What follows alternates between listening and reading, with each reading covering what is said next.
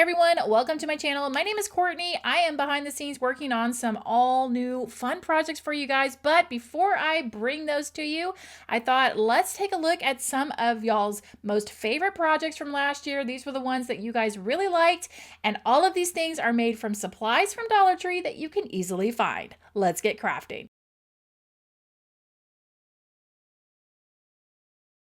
Let's jump into this project. Now I'm going to be using this 1x6 board, but since making this project, Dollar Tree does have boards like this. They're just not quite as thick, but definitely grab those from Dollar Tree because you can make this project with those.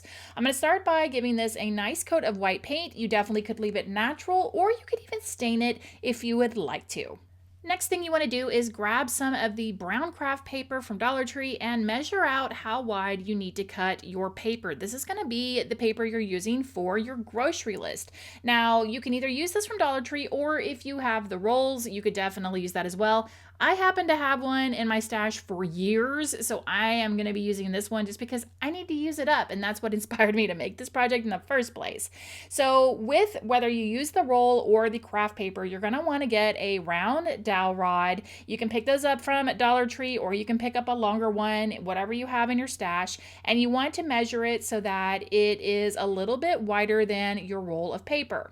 Cut it down, and you're going to be using some eye hooks, and what those are going to do is you're just simply going to screw those in to the board. Very easy to do. You don't need any special tools, and then you just slide the dowel rod in there, and that's going to hold your paper. Using that first dowel rod as a guide, you want to cut 2 more pieces of dowel rod the exact same length. You can use round dowel rods here or square ones. I'm happy to use square.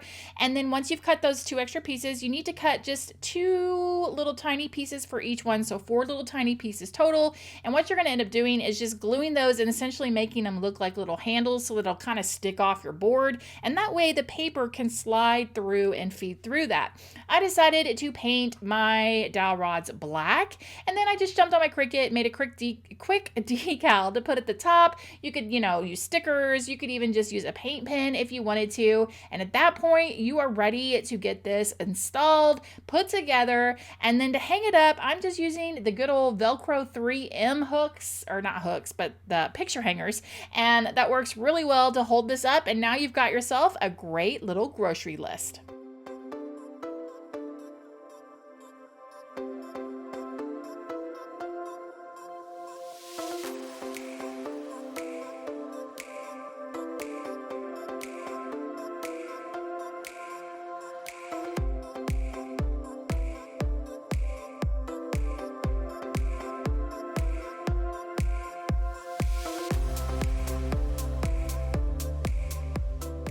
For this DIY, I started off with one of these solar lanterns from the Dollar Tree Plus section, and I needed to break it down. So to do that, I popped off the lid, and I needed to get the glass pieces out, and I realized that there were these little screws holding them in, so it was really easy to do. I just unscrewed each screw at the corners, and then there were these little white bars in there kind of holding the glass in place. I took those out.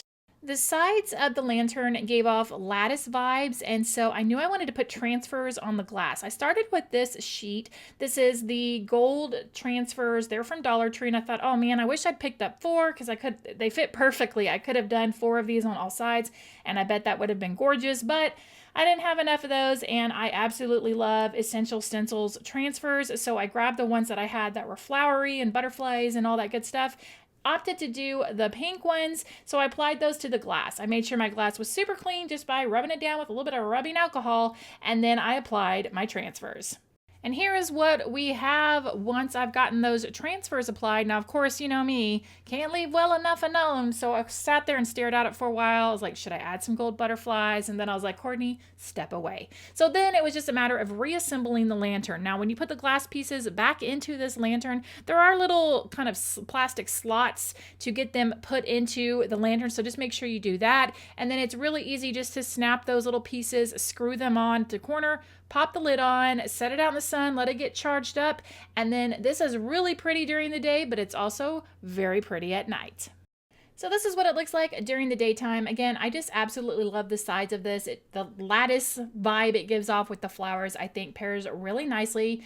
And I wanted to quickly show you just from my back door what it looks like, because every time I step outside my back door, a bright old motion light comes on. So this is what it looks like from my back door. As you can see, it puts off a good amount of light for a solar light. I absolutely love how this turned out.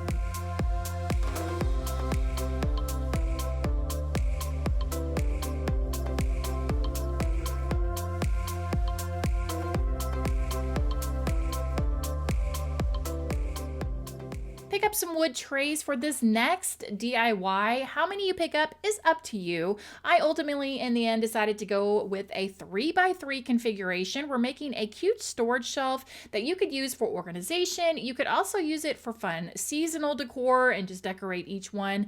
Lots of possibilities here. You also want to pick up some trim pieces here. Those are from Dollar Tree as well. I started by gluing my trays together in a 3x3 configuration, and I'm just going to be using some of Surebonder's wood hot glue. I just wanted to make this easy and fast. I love using this because it just kind of takes all the extra steps out and it dries really quickly.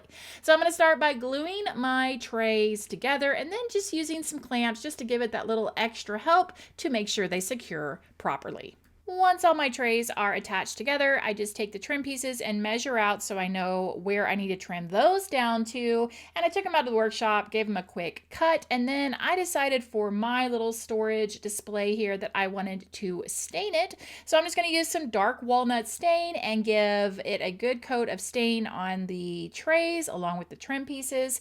After it has dried for 24 hours, I'm going to come back in with some more of that wood hot glue and attach my trim pieces to my storage shelf. The last step is to attach my label holders. I bought a pack of these on Amazon for really cheap. I will definitely have everything from today's video linked down below for you. It came with the screws, so I could very easily just screw those in once I got them placed, and then this was ready to be displayed.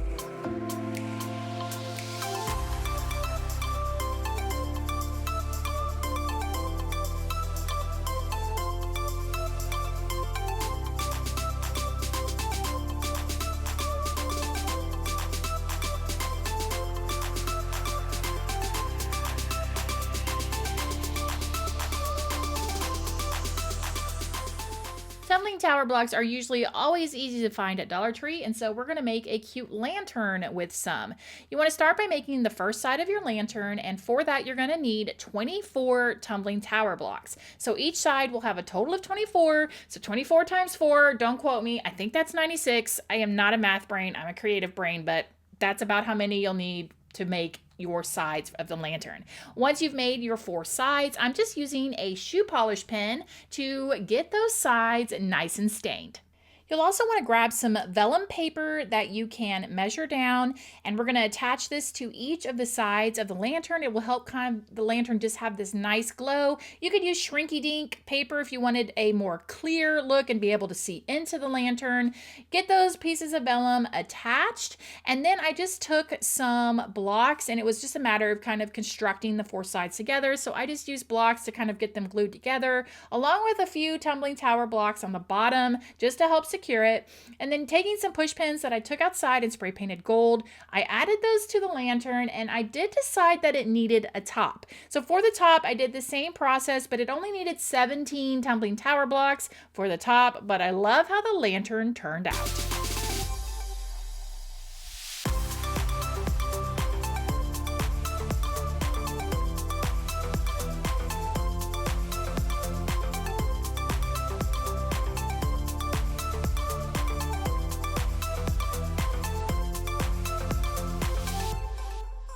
Birdhouses and this corrugated frame can usually always be found at Dollar Tree. So for this project, I needed to break down the birdhouse. I'm not going to be using the roof, so I got the roof removed. The base of it, I also needed to pop off and trim because these houses are going to be put back onto a wall, so I needed it to be a flush back on the backs of the birdhouses. Once I got them all broken down, everything trimmed, I took the corrugated tin out of the frame and used that to measure a new roof for these little birdhouses. Time to add some color to these. So for the bases, I used some brown wax, and then I ended up grabbing one of the roofs back and decided that I wasn't going to do 2 tin roofs, so I did that with the brown wax. And then the birdhouses got painted white. Then I just needed to attach the houses back to the bases. And honestly, for this project, I see so many options. You could do a gingerbread version of this for Christmas. You could do a haunted house version. You could make a seasonal set, because these are going to turn into little key holders. That's what we're making here. And so you definitely have lots of possibilities. Once the houses were glued onto the bases, I did take a tumbling tower block and trim it down and glue that in to the base. And the reason being is because we're going to need to be able to screw a hook into the bottom. And so we want to make sure that there is enough wood for that hook to really hold those keys in place. I did use my rotary tool to screw a hole in the bottom to get the hook started and screwed into the base of these. Then it was just a matter of gluing on the roofs and then taking some Dollar Tree stickers. I decorated each one of these, and that's it. I used the 3M Velcro picture hangers again to hang them up, and now you've got some cute keychain holders.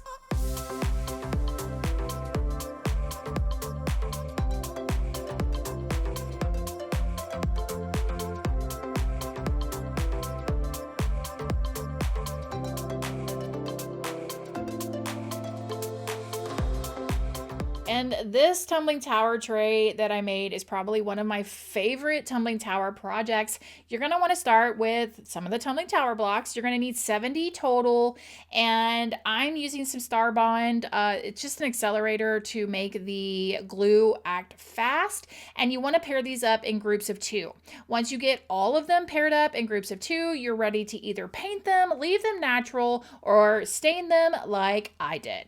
And here is how we construct this. So taking your first pair of 2 tumbling tower blocks, you're going to use just a wooden block as a spacer.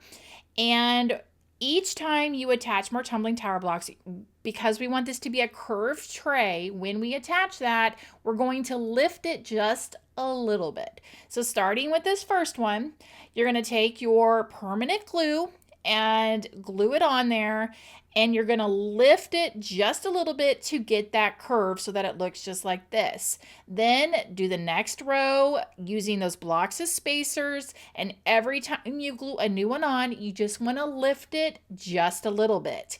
Then once you get to the middle, then you're going to continue down the other side, and you'll end up with a slightly curved wooden tray.